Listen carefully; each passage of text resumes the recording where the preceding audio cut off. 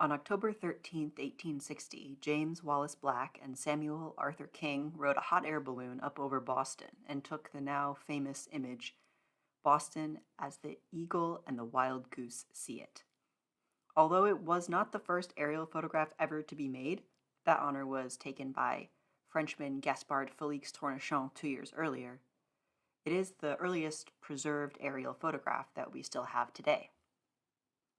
This innovation was of great interest to many people who had the opportunity to see it, but aesthetic beauty and the wonder of seeing the world from a new perspective wasn't the only thing piquing people's interest. By 1865, the Union Army was already using balloon photography to spy on Confederate troops in Virginia. I think that people generally tend to think of aerial photography, maps, and bird's eye views as comparatively more neutral points of view and consider that to be their advantage. But why on earth would that be? To have a photo like that, you need to have the technology to fly, to track, to surveil. You need the technology of bomber jets and drone strike missiles. In the same way that the US-Soviet so-called space race was not a separate beast from their arms race, aerial photography can never be separated from the mechanisms of surveillance, violence, and war. It is interesting to think, however, about the chronology of aerial photography and videography. For much of my life, when I saw a sweeping aerial shot in a Hollywood film, I could pretty confidently assume that it had been taken via helicopter. But before helicopters, there were photographers hanging out the bottoms of biplanes with large format film cameras, and there were cameras built into fighter jets, and there were spy planes, and now there are drones.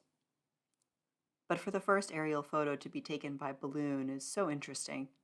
I considered balloons, be they weather balloons, hot air balloons, or blimps, to be such an old and silly piece of technology that it's almost comical to imagine the connection between the first aerial photographer going up into the sky with his practically prehistoric camera and the calculating exactness of the high-definition photograph a missile-dropping drone can take the second before its operator deploys its weapon. The man in the balloon seems harmless and silly to me now, like there couldn't be anything malicious that could grow from that technology. But I have to remind myself that technologies that seem benign and quaint to me now in 2024 were once cutting edge, and no one seems to be more invested in cutting-edge technology than governmental systems of war and control. No matter the technological state that a society is in, to see is to control. That's why wealthy people's estates are hidden away in the woods and why plantation owners and slave overseers rode on horses. It's why the presence of a "smile you're on camera" sign is enough to keep people in line, regardless of whether or not the camera referred to exists or is recording anything. I don't want to give the wrong impression. I don't think that aerial photography is the worst thing in the world. I'm not sure if I would even say it's any better or worse than any other form of image making, but it is secret, and it is invasive, and it is strange. I'm sure that in 1860, when Black and King's photograph from their hot air balloon was first developed, everyone in the lab crowded around the image in the fixing tub and marveled at it. To capture something that no one had ever captured before must be an incredible feeling. It is extremely interesting to me that in that time, the bird's eye view was a truly non-human viewpoint. But even the birds themselves have since been conscripted into war in the modern era, as seen with the pigeon photographers and war pigeons of the world wars. There's certainly more to be said about domestication, domination, and the relationship between humans and the rest of the natural world. But the last thing I want to mention in this little ramble of a video are two films that work to complicate the viewer's relationship with geography, history, and war through aerial photography.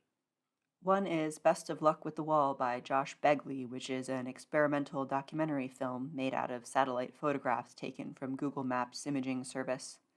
The visuals trace along the contemporary US-Mexico border, much of which is directly down the middle of the Rio Grande, or through towns or farms.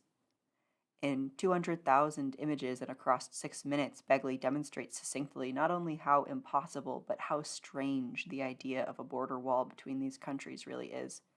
He reminds us through his work that borders are fictions, not only man-made but imaginary, and are only made real by the policies built around them. The second is Images of the World and the Inscription of War by Harun Farocki, which is a feature-length experimental video essay.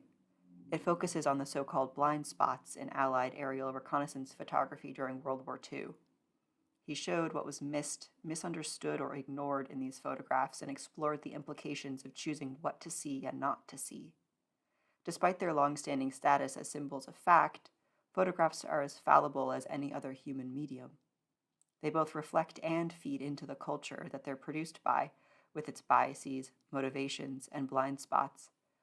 Farocki's work emphasizes how obvious the evidence was of the ongoing Holocaust in Germany, if only any of the Allies privy to the reconnaissance photographs cared to look for it. It made me wonder how anyone can grapple with the weight of the past, not only knowing things in hindsight, but seeing that you really should have known them all along. These films serve as a reminder that the medium of aerial photography is far from an objective, unbiased, or apolitical one, and instead is clearly steeped in a history of political division and war. I highly recommend either of them to anyone interested in broadening their ideas of photography, geography, or history.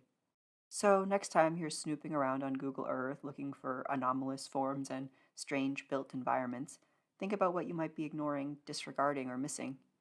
Consider the relationship between humans and the land they live on. Is it reciprocal or exploitative? Scroll along the boundary lines between different states or nations and think about what life on those borders between two supposedly different places might be like. What purpose is that boundary line serving? Think about who owns the images and who owns the technology needed to make them. And of course, if you ever get the chance to go up really, really high in the air, be careful not to drop your camera.